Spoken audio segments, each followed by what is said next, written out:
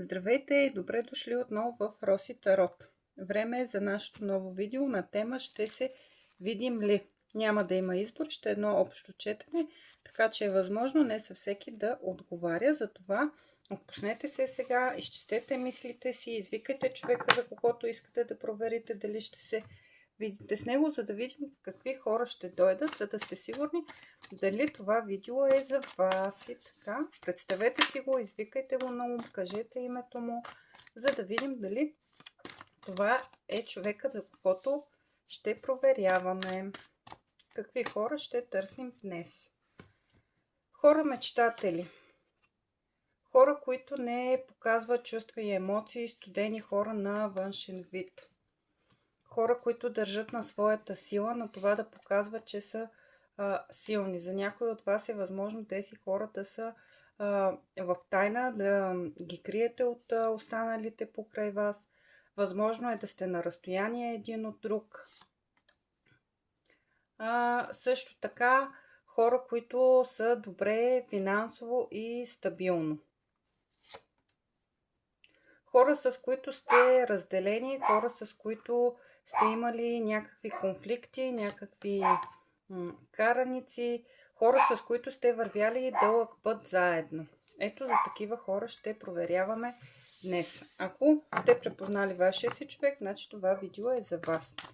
И нека да видим дали ще има среща с този човек. Ще се осъществи ли среща с него? Вие много го мислите този човек. Човек от миналото се появява пак. Имали сте някакви отношения. Очаквате срещата с него.